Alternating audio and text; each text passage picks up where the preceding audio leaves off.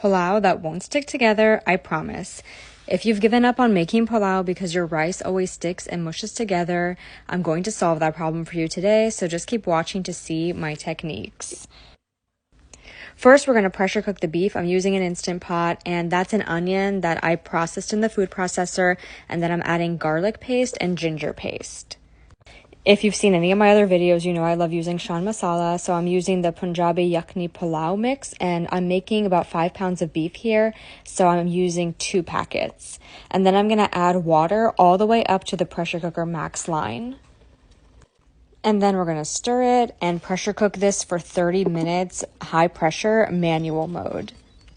And while the beef is cooking, we're going to do some prep work. I'm chopping 2 large onions here.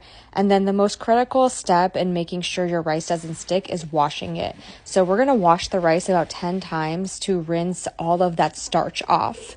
And then when you're done washing the rice, put it in a colander so that the rest of the water drains out of it.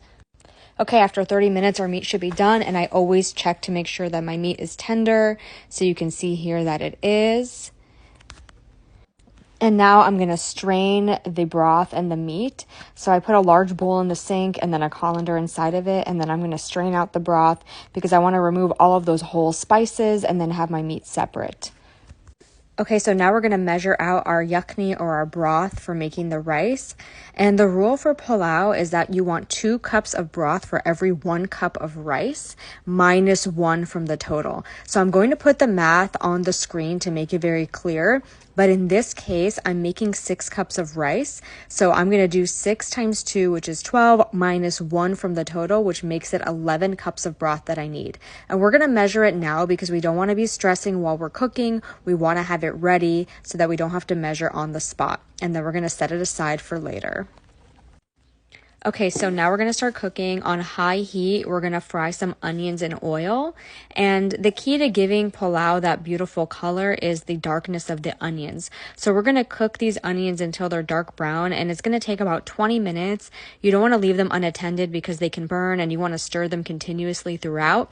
But when they're this color, we're going to take them out of the pot and put them onto a plate that has a paper towel just to absorb some of that extra oil. So cooking the onions requires a lot of oil, but we don't need that much oil for cooking the rice. So we're going to take some of it out of the pot, but we're going to save it because you're going to see what I'm going to do here.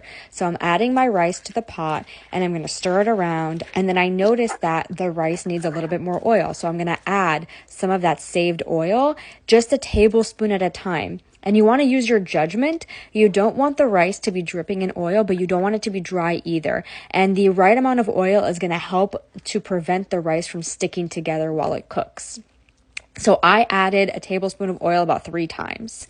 And now I'm adding my onions back in, mixing them in, and then I'm going to add my meat with a slotted spoon because I don't want to get any extra broth in there from the pot because I already measured out my broth that I need.